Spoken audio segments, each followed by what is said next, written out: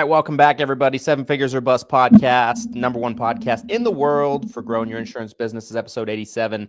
I'm your host, Christian Brindle, as always, joined with my co-host, Glenn Shelton.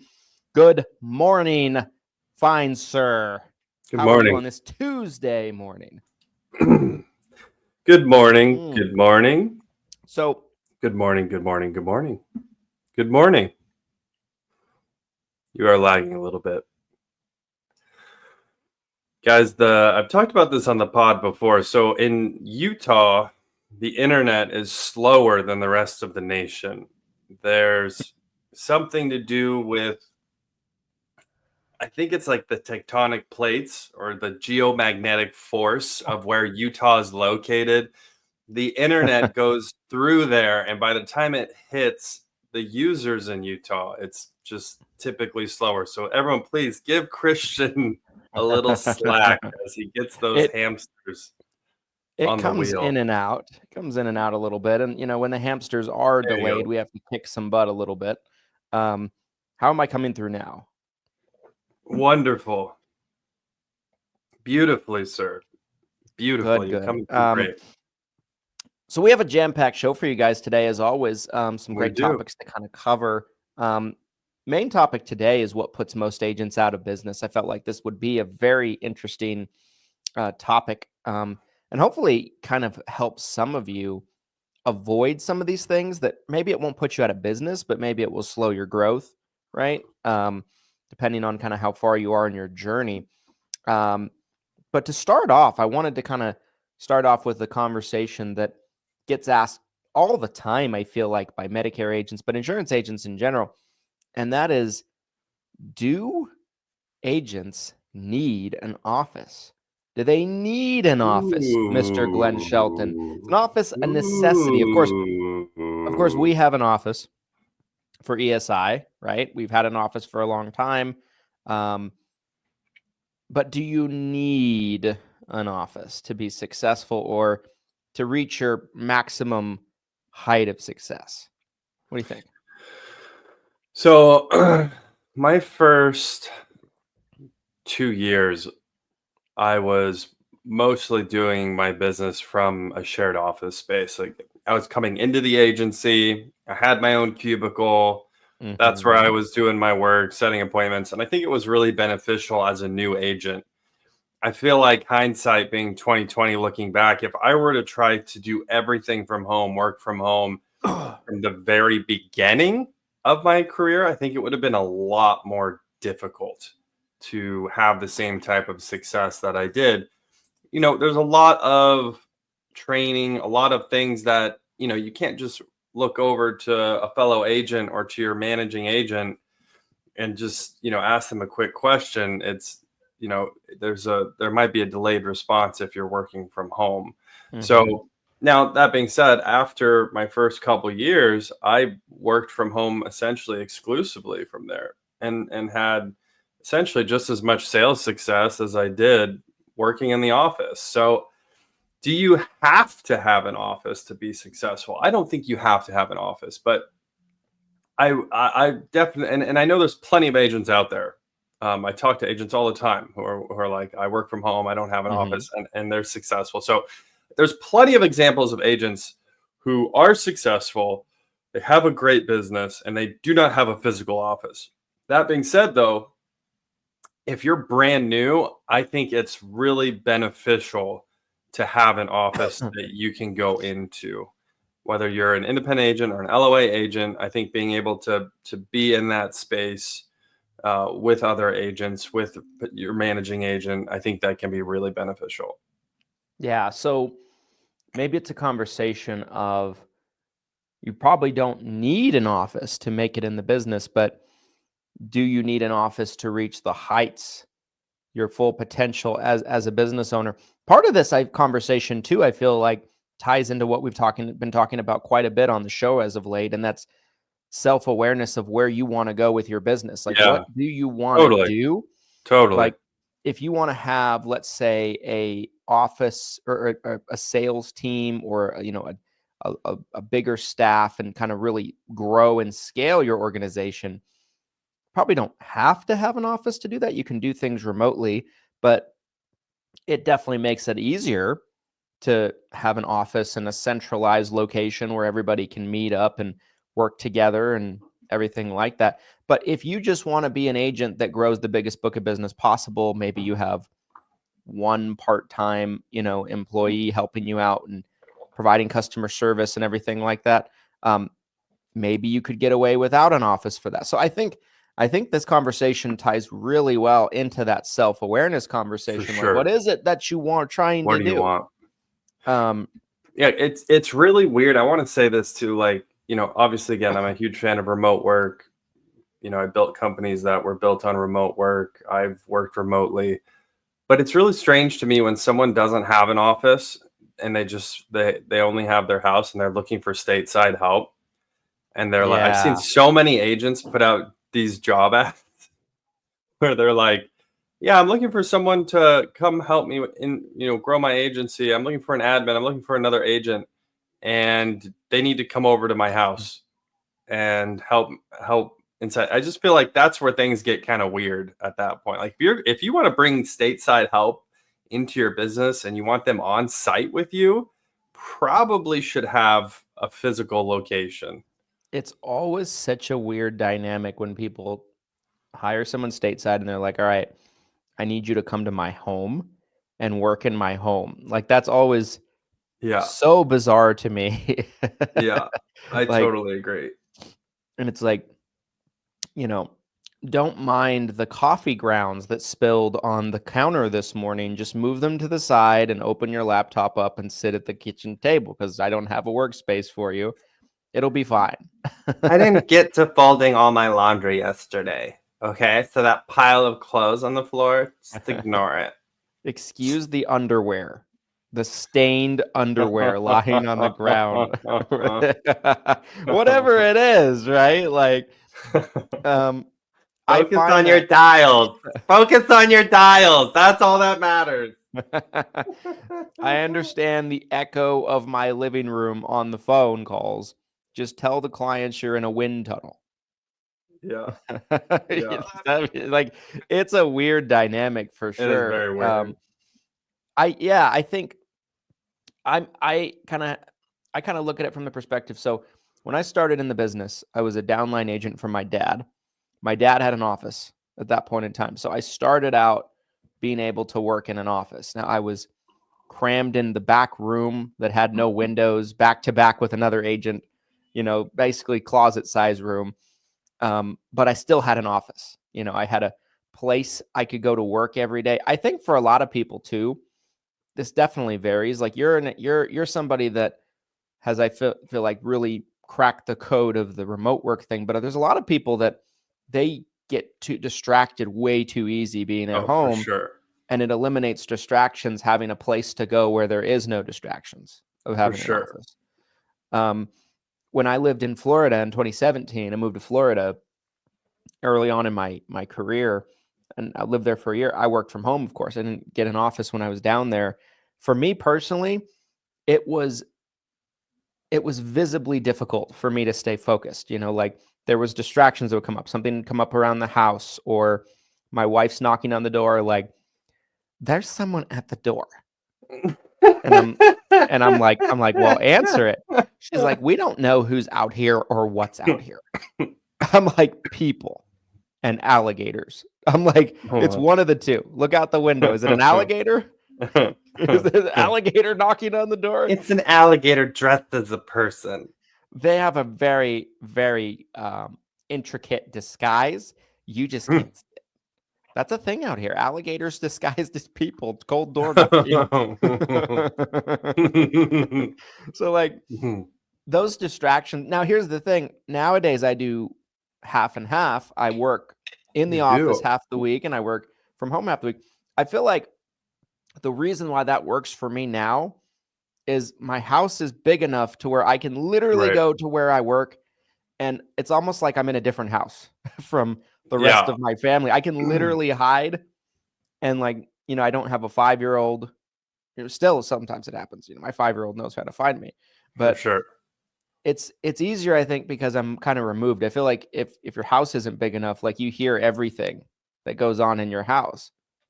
There's some weird in betweens here. Like there's an final expense agent that's really successful that I know, and he essentially built a separate office on site at his house. I don't think it's a big building, but basically put a separate small building, had like a little conference room and a couple Yeah. offices in it.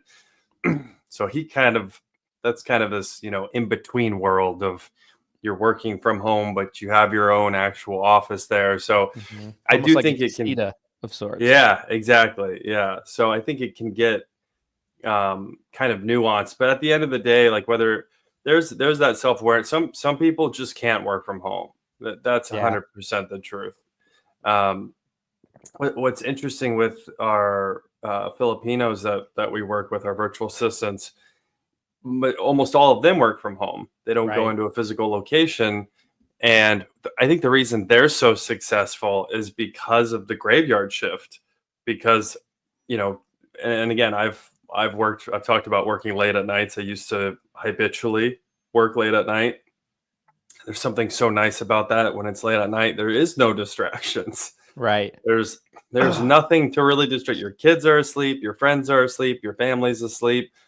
There's nothing to watch on TV. There's no live sports. There's no news happening in the middle of the night. Like there is no distractions in the middle of the night. So that's, Right. I think being able to, and nowadays too, like even in the office, I think you have to be cognizant of distractions too, right?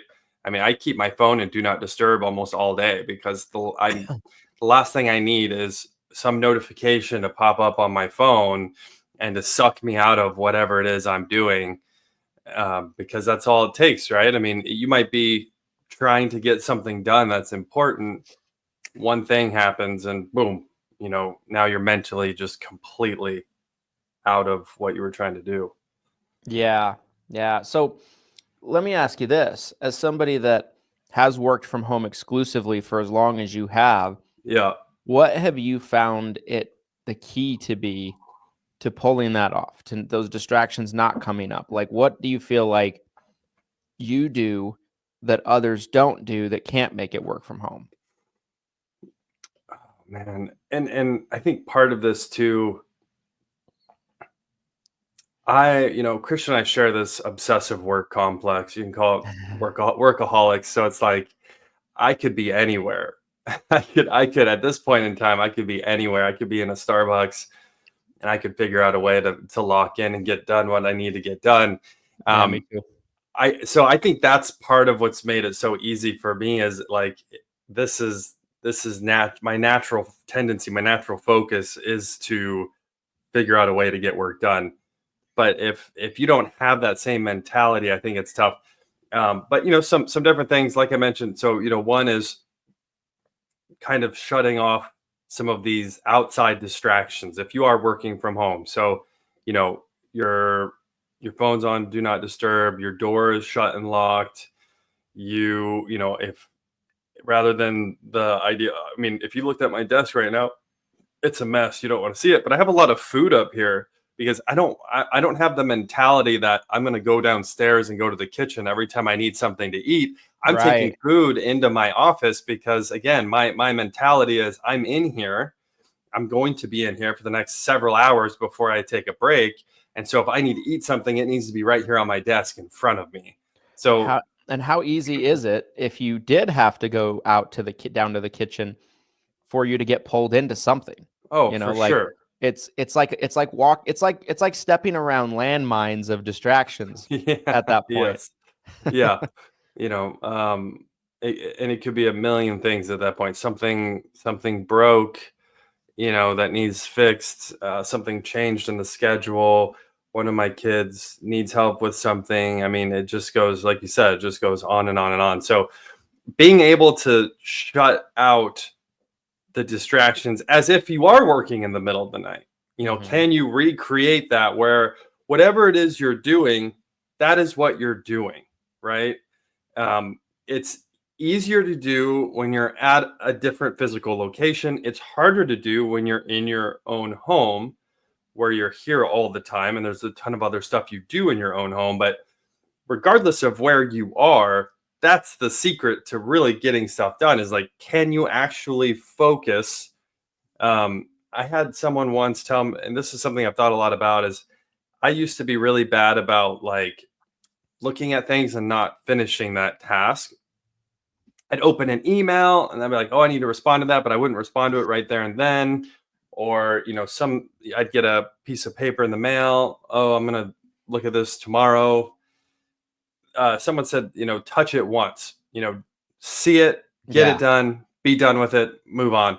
That's another thing that I've tried to get a lot better about. I'm still not great. There's still times that I procrastinate or I put something off that I should have just done right there. But I do think about that a lot. And I feel like that helps so much with this whole, again, kind of this whole conversation of like, how do you focus? How can you get something done?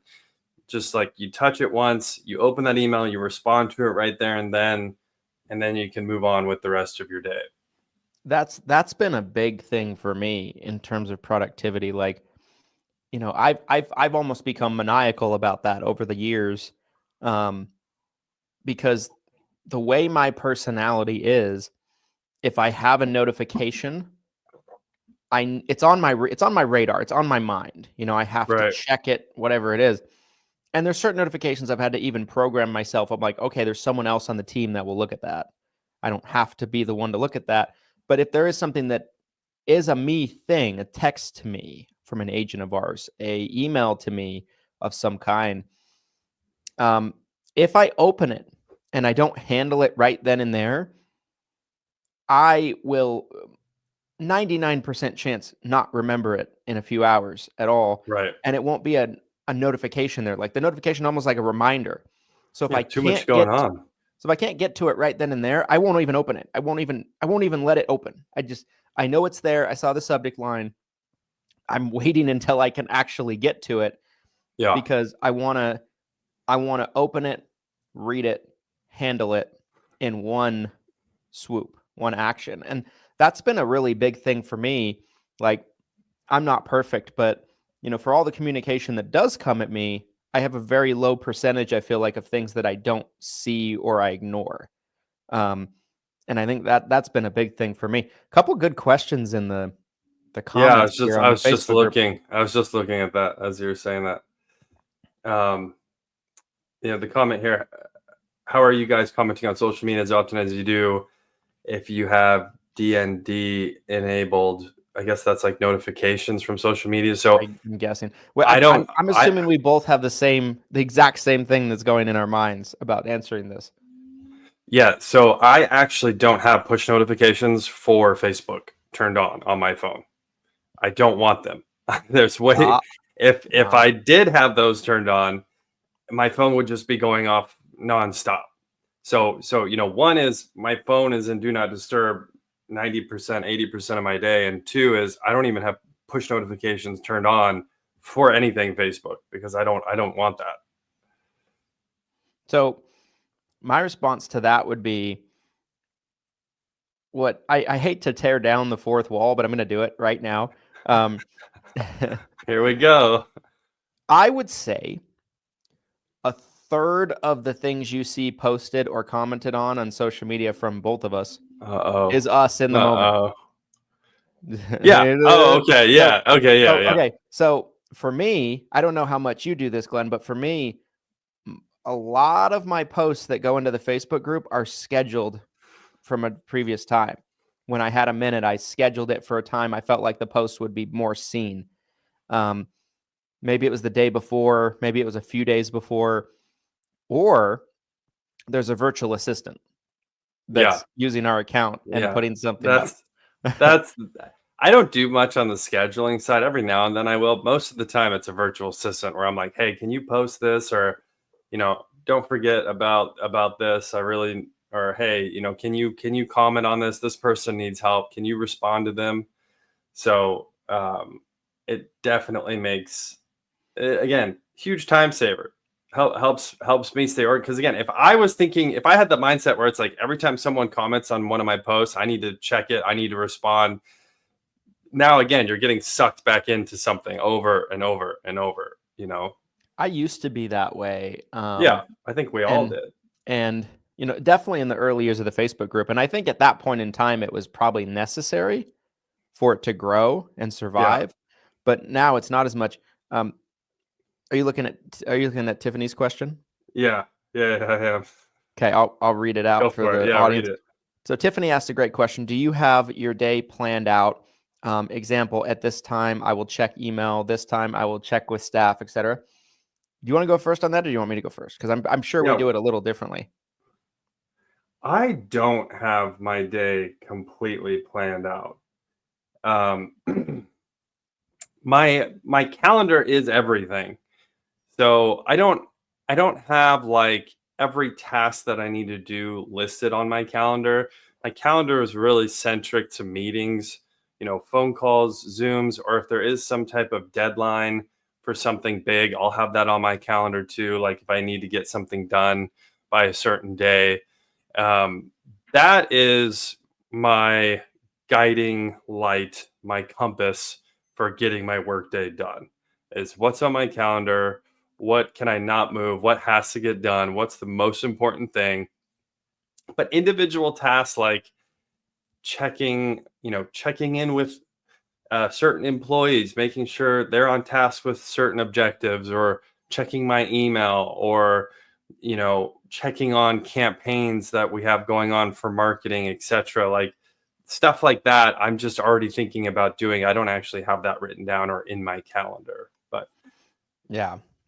So for me, there's certain things that I have scheduled out every day. So like an example for me, one thing I used to be really bad about is spending. I read this book years ago. I don't even remember what book it was, but it was a productivity book. And it talked about how a lot of people in business trick themselves into thinking they're being productive when they're not. Yes. And one of those things is like checking emails 6, 7, 8, 9, 10 times a day. Yeah. So what that book recommended that I adopted, that I still do, is I schedule 2 times a day to check my email for like an hour. I block it off. And usually I don't need an hour, but like I'll have a time in the morning in my schedule. I'll have a time later on in the day in my schedule. Now, from time to time, if I have like an urgent email that I'm waiting for or something important, right, I might check it outside of those times, but I try to, as much as possible, keep limited to those 2 times. But like, there might be something that's really important that I'll schedule in my calendar that's like a meeting with a staff member or something like that to go over something. But I don't schedule every single moment of things, but there are certain things that are scheduled. And my schedule definitely dictates my day on what I'm going to do. A lot of times I don't know what I'm doing until that day, and I'm going through my schedule. Yep. Could be a call with an agent, could be whatever, and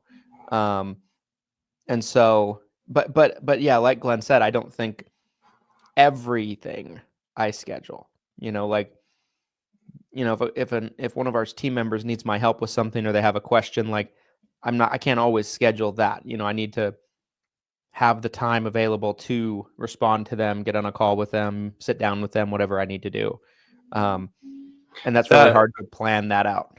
Always. Yeah, it's really hard to plan every single interaction out. I think you'll drive yourself crazy if you try to go that route, unless maybe that works for you. But I know a lot of successful business owners who operate that same way, like Christian was saying, is where like a task like checking social media or checking your emails or whatever it is, setting aside specific time windows where you're like, for the next 30 minutes, I'm going to be checking on my social media. And then later in the afternoon, I'm going to spend another 30 minutes here checking on my social media. That's a really great way of doing it. In the Elon Musk biography that I read, that was his approach. Is he was really big early on about doing blocks in his schedule for specific tasks. And the way he operated is like, no matter how important something was, once he got to the end of that block, he had to put that down, and then he would be coming back to it the next time that block came up in his schedule. And that was kind of early on as he's spinning, multiple companies, everything that he had going on. That was, I think, part of his success with managing his schedule. Is okay, for the next 90 minutes, I'm going to be talking about this problem with SpaceX and the rockets. And okay, that 90 minutes is up. I've got to go. I've got to move on to the next thing. So I'm a big believer in having blocks on your schedule when you really need to stay focused. Especially when it's like a recurring task. Yeah. Something that is predictable. For sure. I think that makes a lot of sense. Let's talk about the sponsor of episode 87. Glenn, who is the sponsor of episode 87? 87, also known as who? I got nothing. I got nobody. I have a tight end in my mind. I can't put a name to it though. Tony Gonzalez was 88. Yeah. Was that what he was? 84. The great Tony Gonzalez. George, 85. I was gonna say on 85. I was like, this is the George Kittle episode, but then we never, I never got to say it. Kittle. Guys, today's episode of the Seven Figures or Bust podcast is sponsored by none other than Lead Heroes, your favorite insurance lead provider. Lead Heroes focuses on the senior insurance market, specifically life and health, final expense, Medicare supplement, and turning 65 insurance leads. If you need help talking to more seniors who need help with their insurance plans, take a look at Lead Heroes and see how they can fit into your marketing portfolio today. We recently introduced dental vision hearing leads, which right now are in the off season for Medicare Advantage. And this is such a great time to be able to offer an ancillary product like dental or dental vision hearing and be able to continue to build your book of business going into AEP. So again, do not wait. Head over to leadheroes.com, leadheroes.com, and see how they can help you with your marketing needs today. Boom. Let's shift gears. I feel like this is a topic we're going to need every minute left of the show to kind of go into. Yeah. And the main topic of today's show is what puts most agents out of business that do go out of business.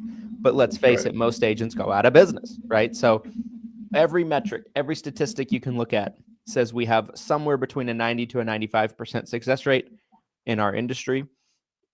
So the question becomes, what does ultimately end up being the demise of most agents? What are your thoughts? Working from home. Working from agents who work from home. You're doomed. You're working remote. You're not working at all. That's the result. You're not working at all. Call into your state DOI and terminate your insurance license immediately. Self-terminate your insurance license. So one for me that comes up, I think we can get it out of the way early. Yes. Is start us off.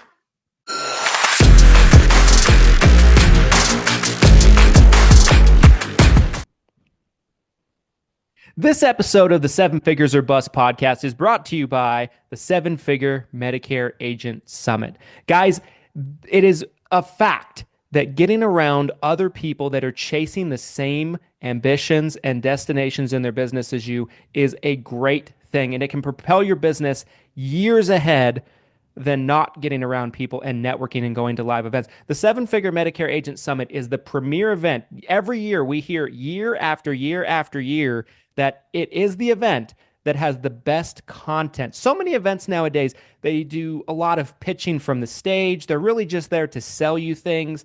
And if nothing more than that, they're just a bunch of vendors put together and they're just nothing but networking. There's no content. The summit is the best of both worlds, you guys. The summit puts together great, fantastic speakers from all ends of the industry. and also get you in a room with like-minded individuals from all over the country that are trying to build their business just like you. The summit this year is taking place in Salt Lake City from June 22nd to 24th at the Hilton Hotel. We still have tickets available. We'd love to have you come out for the event. We are over 50% sold out at the time of recording this, but get your ticket now while you can. This event will sell out, and we'd love to see you there in Salt Lake City.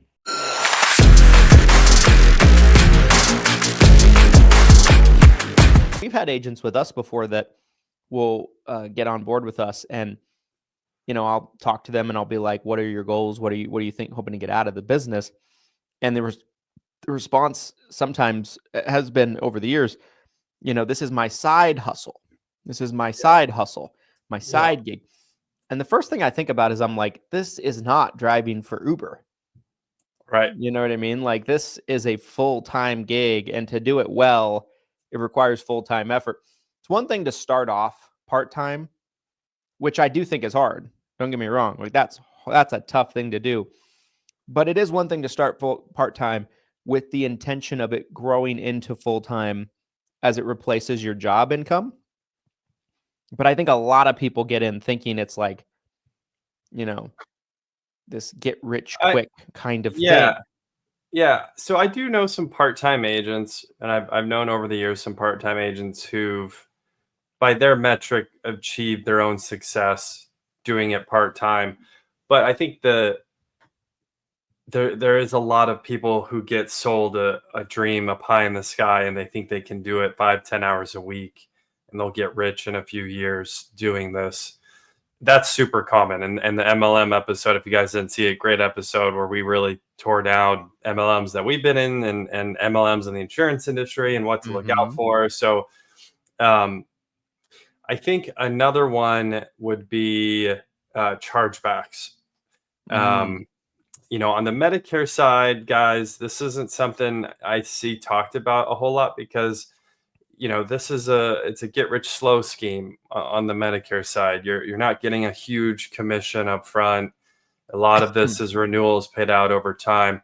Not to mention, historically the Medicare retention rate is very high. Just when you write a Medicare policy on someone, unless you did something completely asinine, that policy's probably going to stick. 80% of the time. Like, you could be the worst agent and you could go write a policy and never talk to that person again, and your retention on your odds of keeping that person's probably like 80%, I would guess. So on the life insurance side, though, especially final expense, completely different game where you're getting a bigger commission up front, and the retention, especially again with final expense, can sometimes be tough. You might lose 20% of your clients, and that might just be, low income seniors. They change their mind. I'd say if your retention is 85%, you're probably crushing it, to be honest. I think 85% is really good for final expense. 80%, good. If you're below 75%, probably need to focus on retention a little better, or your sales marketing practices, see how you can adjust that. But you're talking about statistically losing 1 out of 5 policies. And if you're getting a bigger commission up front, all of a sudden those can start to stack up, kills your cash flow. Now you're writing insurance policies for the carrier just to try to cover your debt. Good luck, because you're not getting any commissions paid out to you. How are you going to pay for your marketing? How are you going to pay for your core necessities? See ya. Walmart's hiring. Adios. You're out of the business just like that. It's that fast. I do definitely think this is a bigger thing on the life side than the Medicare side. Doesn't mean it's non-existent on the Medicare side, because like, let's say you have 2 new to Medicare policies that you write. Within 90 days of cancellation, it's rapid disenrollment. They take the entire commission back. So you're talking at that point, maybe $1,200. Like that could cripple a new agent in a lot of cases. I feel like with life insurance companies, my experience has been they are way quicker to come after you for that chargeback too. Like, they don't play. It seems like 30 days, where they're like, give us the money back. Yeah. I've seen, I've seen Medicare companies, not all, and I don't even think this is common, but I have seen certain situations where like chargeback might sit there for like 6 months before they're like, hey, can we have our money? Crazy. I've seen that before. Yeah, that would never happen on the life side, not in a million years. I wouldn't count on that for those of you that are listening. But I have Christian said I didn't have to pay this for 6 months. What do you mean you want your money back? But no, I mean, I think it's a real thing, right? Somebody mentioned in the comments, I think it's worth mentioning, agents not servicing their policies and they don't have a high enough retention rate to survive. Because, if you have, let's say in Medicare, and I've seen this before, where like you have an 80% retention rate or 85% retention rate in Medicare, you're losing 2 out of 10. That's not great. That's not good. No. And Medicare is so much based off of like building a house one brick at a time, right? And you need to keep the people as much as you need to retain the people, because like, and I've seen some major extremes too. Like, before this change with the DSNP SEPs took effect this year, that was a wild situation, anybody could change once a quarter. And I saw businesses that were built on the back strictly off of year-round DSNP selling. And I talked to them and they'd have like 60% retention rates, 70% retention rates. They're like, I can't figure out what the problem is, right? I'll write 5 clients, I'll have 3 walk out. I'll have 4 new apps, I'll have 2 walk out. And I think the quality of business that you're writing, right? Like how you're getting the business, I think matters as well, right? Like, sure. And like a referral that you get is probably going to be 10 times stickier than, I'm trying to think of a good example. Let's say you buy Facebook leads and they're Facebook leads that are built on the back of like, get a food card. Yeah.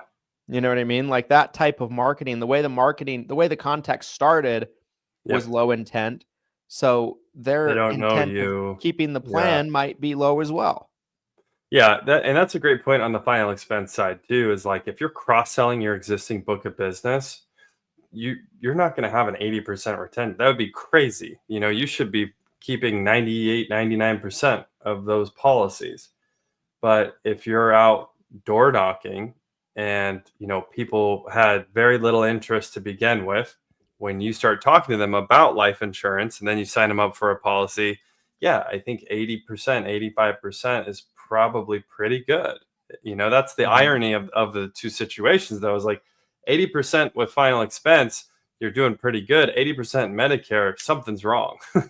Absolutely. You're not doing anything to retain your clients. Yeah. So there's 3 things that come to mind as well that I think is pivotal in this conversation right now. And it might be something that we want to walk through each one individually, but we're trying to cover the whole scope here, right? Yeah. 1, bad FMO, no training, bad upline. Okay. 2, non-coachable. Yeah. 3, lazy agent. Which one would you want to start with? Say that last one again. Lazy agent. In case anybody missed that on the live stream. Lazy agent. Maybe we start there and go backwards. Let's start with lazy agent. Let's go backwards. Let's start with the lazy agents. Okay, you know who you are. You know who you are. You're listening to this. You're laying down. Got the TV on. It's 1:30. You got a stack of leads next to you. You don't want to dial. You'll dial tomorrow. You'll call your leads tomorrow. Shout out to Sarah Copeland. She did a post in the Facebook group about Lead Heroes and all the success she's having. Yeah. And I love hearing agent success stories. But what I've learned over the years is that, the leads work if you work the leads. The agents who are failures, who fail out of the business, a lot of times, when you have the training, you have the carrier contracts, and you have the leads, and you're trying to figure out like, what's missing here? What's broken? How are they not succeeding? They're just not putting in the work. They're not putting in the time. They're not putting in the effort. How much of that do you think is going on? An incredible amount, guys. And I can tell you, and I want to say this too, is like when I first got into the marketing side of the business, I didn't think it was that common, because again, I know my perspective. I don't know everyone else's perspective. My perspective as a workaholic is, I'm dying to get the leads. I'm dying to get on the phone. Like, I'm dying to get this done and get paid and move on and do it again next week, next month. So I'm not thinking about this concept of like, I'm just going to sit here and, I don't want to call today. I'm going to call tomorrow. But once I started generating leads for other agents, and I started to get these weird situations where it's like, I know the leads are working. They're working for other agents. They're working for me. They have, I'm talking to the agent. They have the training. They have the carriers.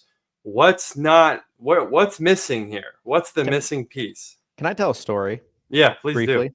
So something just came to mind of a situation, right? Like, because I went through this as well. When I started working with agents, I think at first I had this perception that everybody thought like me. Everybody wanted what I wanted. Sure. And everybody took it as seriously as me. And the fact of the matter is, extremely small percentage do. So I remember in the early years when I was cold calling, I was religious about it, guys. So this is the way I do it. 9 to 12, no breaks, calling. Bang. Oftentimes, I'd pick it back up from 1 to 3, calling.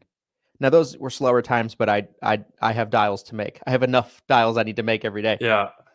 Then from 4 to 8, 4 hours straight, dialing. And then I can go home. Every day. Monday, Tuesday, Wednesday, if necessary, if I didn't have enough appointments. I love it. For years. Don't recommend this. Don't listen to this and do this. There's better, easier ways, but I didn't know any better at the time. So anyway, I had I was calling, I want to say it was like a Tuesday, and it's around 5:30, maybe 6 o'clock. I have 2 to 3 hours left of dialing. And if I don't dial, my week isn't full of appointments. Right. That's the consequence, right? Right. My parents call me, and my cousin had dropped into town unexpectedly, and he's at their house, and they want me to come over and see him. And my cousin's about 10 years older than me. I actually have a very good relationship with my cousin. I like my cousin a lot. He runs a business, we have a lot of in common, and he runs a pretty successful business at that. Yeah.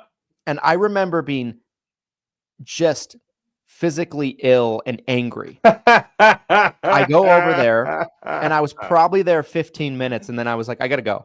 I can't do this. They're like, why? I'm like, I have dials to make. I have another like 120 to go before I can be done for and my family was like, you guys. It's a my mental parents, illness. my cousin, like his kids, they're like looking at me like I'm a mental patient. Yeah. Like I'm a lunatic. Understandably so.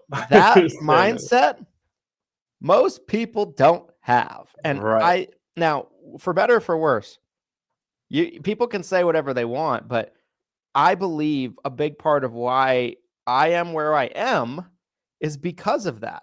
Because I was a little crazy. I was a little mentally ill for years. Yeah. And nothing mattered more. And I just think most people aren't like that. Think about 7-figure Medicare University. People that will pay sometimes hundreds, if not thousands of dollars for it, and then they don't ever log in. Right. That's laziness. Yeah. Lazy.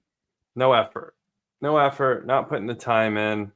We talk about the sports analogy a lot, obviously, on this show, you guys, but you can see the athletes, especially younger athletes. My son's 13.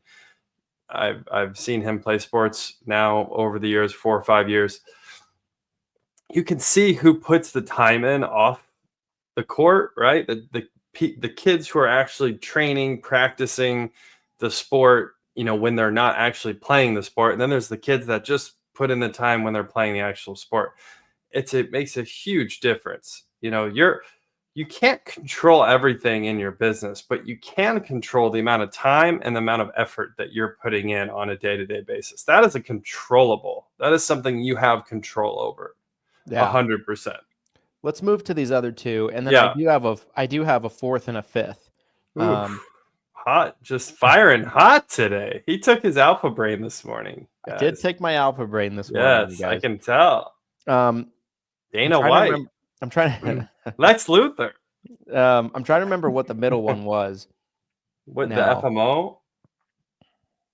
I think it was non-coachable. I think the FMO was the first one. Yeah, alpha brain. Just non-coachable. Memory recall like a computer upstairs right now. This is insane. I'm talking to ChatGPT on the pod this morning. How many agents will come in and you'll give them like, okay, I think you should do this. And then they're like, yeah. And then they don't do it. And they just do something else entirely. They're putting in the effort, but they're just not doing what you recommended at all. Or better yet, they just argue with you. They'll be like, well, that doesn't make sense because this. I never forget, I tried doing these recruiting seminars a couple of years ago. They were a flop. I just got a bunch of bums and losers and things. So I never did them again. But we tried to do them locally about 3 years ago. I think Lead Heroes helped us advertise. Yes, we did. It wasn't a flop because of Lead Heroes. Shout out to our sponsor. It wasn't a flop because of Lead Heroes. We were just getting bums, like bums. I'm sorry. If you're watching this and you came to one of those, I apologize in advance. I'll never forget. We had this one guy come, and he sat and talked to me for over an hour. I couldn't get away from him. One of those guys. Yeah. So he was working in a call center, wanted to go independent. He was like an older guy, like 50s. And he had an answer for everything in terms of why something wouldn't work. I'm telling him, I'm like, this is what the best agents are doing. This is what we're doing. This is what we recommend. No matter what it was, like I remember, I'll never forget this. The quote he said is, he's like, I've already crunched the numbers over and over again about prospecting and it doesn't work. I'm like, you have you? I'm like, you don't want to prospect? You don't have any money. You don't want to prospect. You know what I mean? And like, he basically wanted to sit with me and challenge me and have me prove him wrong. And I was not interested in it. I was like, I don't care enough to prove you wrong. Yeah. We just talked about this last week in Miami. We're talking about agents that we ran into with this type of mentality where they feel like they have all the answers. They don't want, it's like, why are you asking me questions? It sounds like you already figured out what you're going to think, regardless of what I say.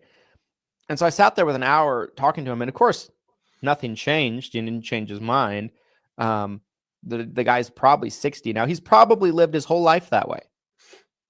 Like I've crunched the numbers and prospecting doesn't make sense. The numbers don't make sense. I'm like, what are you talking about? You know what I mean? Yeah, I used to try to overcome these people. I used to try to argue with them and get my point across, but now I don't have the time or energy. I'm just like, okay. I'm at a point where I could give a shit. Yeah, exactly. I mean? Yeah, I just don't care. Like, if you feel like you already know everything, that's great. There's so many people who are willing to listen and want my help that I could be helping. I'm not going to spend the next 30 minutes arguing with you over that prospecting isn't profitable. It's just so stupid. I felt like I was losing brain cells the longer I sat there. I'm like, I don't know what calculation you came up. I don't care. I don't give a shit, All right, so moving to the last one, FMO. FMO isn't there, doesn't provide any training, just basically contracts them and it's like, okay, have fun. Yeah, which a lot of paper pushers out there. When I was leaving the agency that I started with and I was becoming an independent agent and I was shopping contracts and I really wanted to do my due diligence because I didn't want to just jump into another relationship with an upline. I really wanted to talk to, as many as I could before I made a decision. And I remember specifically one of the FMOs I was talking to, I was just like kind of feeling them out. I'm like, so like, training, marketing, like what sort of support can I expect? And the guy was very transparent. I was talking to him. He was just like, yeah, we really just offer contracts.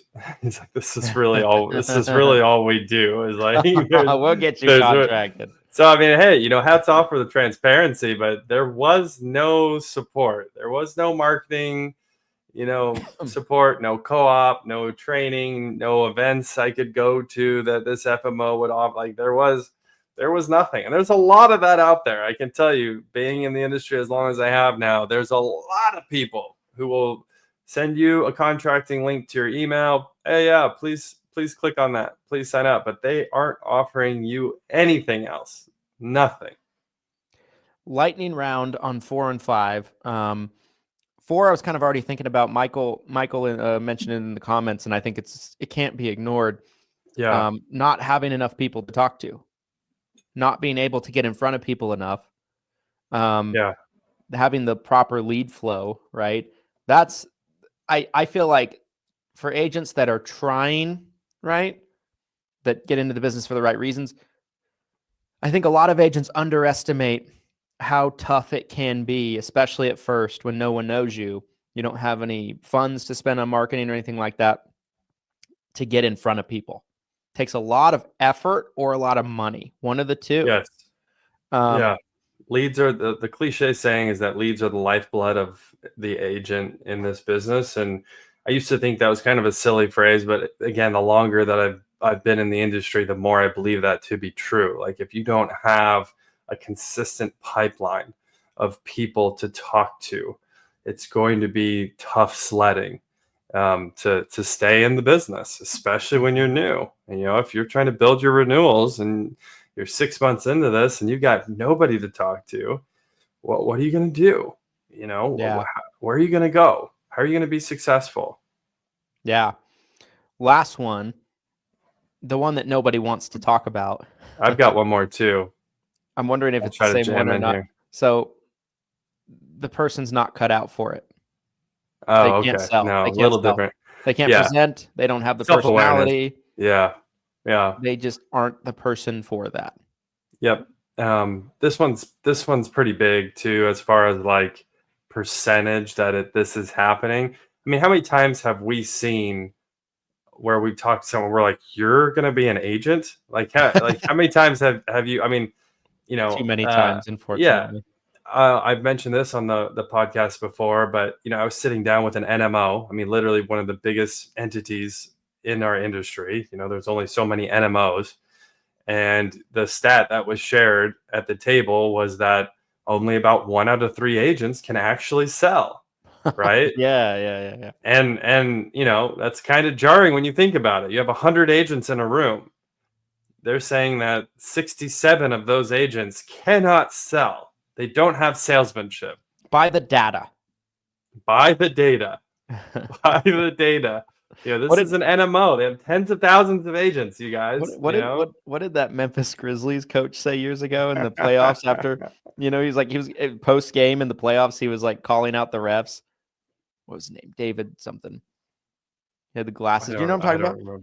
I don't remember. I might. He's like going over the stat sheet. He's like so and so many free throws for us, 3 times as many free throws for them. Blah blah blah. But he's like, we're being aggressive. We're not getting the calls. And then like he finishes the press conference and he slams the paper down. He's like, take that for data. And he gets up and walks out. One of my favorite post-game moments ever. I gotta see this. I don't remember this. David. I will as soon as we get off. Isdale or something like that. Okay. It was great. It was like in the last That's hilarious. 5 to 7 years. For data.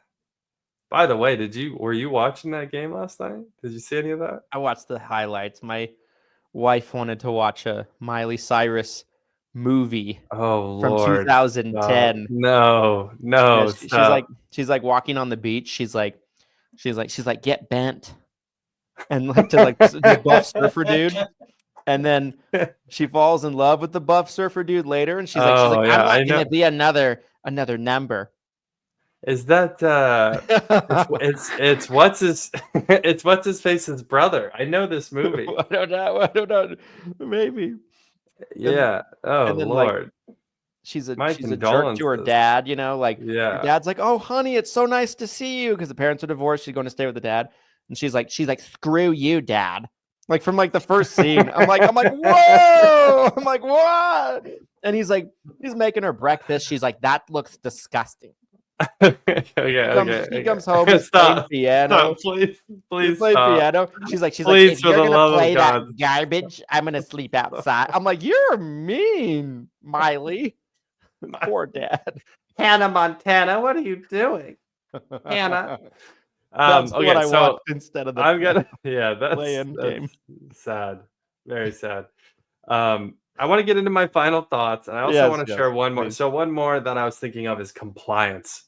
Oh yeah. That's a good that will put an agent out of business, that will keep them from being successful. And I say that in the sense, some of you are so wrapped up in what is compliant, what isn't compliant, that it becomes this wall where it almost creates an analysis paralysis. That's a whole nother one too, that could be keeping agents. I mean, I feel like we could go all day on this. I feel like I could put together a list of 50 reasons why agents fail, now that I've seen so many deaths firsthand. Top 100 reasons. I mean, again, think about from the time we got our licenses over 10 years ago to now. Think how many agents have failed out of the business. Tens of thousands of agents have gotten licensed and failed out since we originally got our licenses. And I've seen a lot of these deaths, maybe hundreds of maybe over 100,000 agents. And I've seen a lot of these deaths firsthand. Mm-hmm. I've seen a lot of them firsthand, and it's brutal. It's brutal to watch. I've seen some really good friends come into the industry. There were some people that I personally brought into the industry that failed out. And that was hard too, because I felt almost like a responsibility. But we might need to do a part 2, is what I'm trying to say for this episode. But compliance, some of you get so wrapped up into it that it keeps you from producing. There's a way to be compliant and produce. Plenty of people are doing it every single day in our industry. It doesn't need to be a wall. It doesn't need to be something that keeps you from writing business. So that being said, my final thoughts to you guys, control the controllables, being able to focus on what you can do, your amount of time, your amount of effort, of what your day-to-day looks like. I think overall, even the initial conversation that Christian and I had on this episode, talking about kind of productivity, working from home, working in the office, how you can stay focused. I think all of those things are really important, especially when you're new. The one thing that I feel like I got right, and I know Christian definitely got right, is those first 2 to 3 years. I feel like you really just have to put your nose to the grindstone. You don't really have time or money to do anything else but pour into this business. So if you really want to get to the other side, you really want to become a 7-figure agent, you really want to see those renewals pile up and get to the point where you can take vacations and you can take time off and you can buy those nice things, you really have to just give up your life for a few years. That's it. That's the price that Christian and I paid to get here, to be honest. Like, we took the first 2-3 years in this industry and we didn't do it. Just like Christian's story he mentioned earlier, guys, his cousin dropped by and he could barely stand to go visit his cousin who he liked. And there's a lot of, I totally can empathize with that story. I had situations like that too, where it's like, I can't take 10 minutes off. I don't have time for this kind of feeling. And 100%.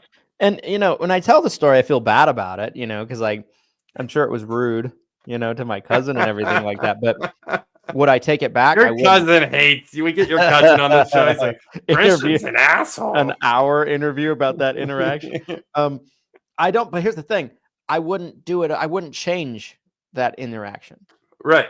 Because there was a million things that came up in those years like that if I was just bending over and just throwing away my work to run off and do this or do that, I wouldn't be here.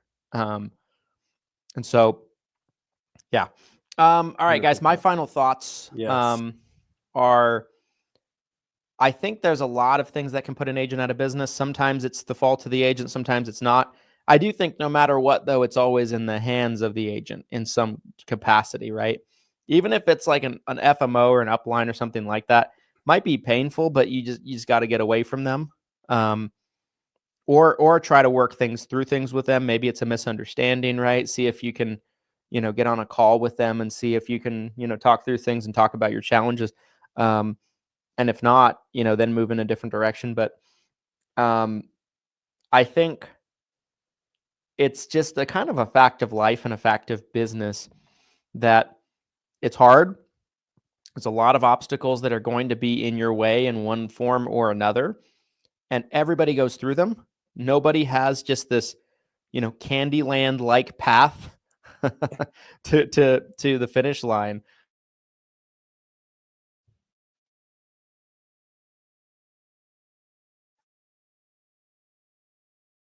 Christian, you froze. We're so close to wrapping up here. You guys, I wanted to take a minute while we wait to see if Christian will unfreeze and mention Freebie Friday. Every single Friday right here in the Facebook group, we are doing a giveaway. I want to have a list put together of everything we've given away over the past 4.5 months that we've been doing this. He's back. Our power went out. Whoa. So look at this. Look at this. Whoa. Our power went out. Our power is out, but I am here. I am still here on the show with you guys. Amazing. Look at the dedication. The whole office just... So there's that. Let's see. How do I... So I mentioned the internet in Utah. The power works the same way. There's some sort of geomagnetic force keeps the power from working. Okay, final thoughts though, Christian. Let's get back to your final thoughts here. Yes, my apologies, everyone. Yes, no, you're good. Final thoughts for me, in addition to what I was saying, is despite all the hardships that you're going to encounter, the power going off at the very, in the middle of a live broadcast, you have to persevere and push through, like That's jumping on your hotspot. You have to understand there's going to be challenges and have the mental fortitude and the expectation of it and the toughness and the grit to really push through it. So those are my final thoughts, you guys. Again, guys, comment on this live stream or any of the live streams from this week. We typically do 4 per week, Monday, Tuesday, Wednesday, Thursday, right here in the 7-Figure Medicare Agent Facebook group. Every time you comment on a stream, that gets you up to 1 entry per stream, so up to 4 entries per week, where you can enter into our Freebie Friday raffle that we give away all sorts of incredible things: virtual assistant services, lead hours, summit tickets, university logins, other special trainings. We've done it all. We've given away probably over $50,000 worth of services and freebies already this year. I'm going to put a list. I'm going to have one of our team members put a list together, because I think it's incredible how much we've given away, and I want to keep going. We're going to give away over $100,000 worth of stuff this year for sure. So I'm kind of impressed we're still live. I'm shocked. I thought it was going to end. I was like, I'm kind of impressed. The show must go on. I'm not impressed because of us. I'm kind of impressed about StreamYard. Shout out to StreamYard. Hey, shout out to StreamYard for kept it going even with my internet crashing and the power going off. Appreciate you guys watching all the way to the end. If you like our dedication, like me sitting here in the dark, finishing this show with you, do us a favor, give us some love. For those of you that are watching on audio platforms only or listening on our platforms only, you can't see it, but I am in the dark. I'm like in a closet with like a flashlight on my face right now. Maybe we need to do a night stream. I'm getting some a night after dark. 7-Figure Podcast After Dark. You got goosebumps music and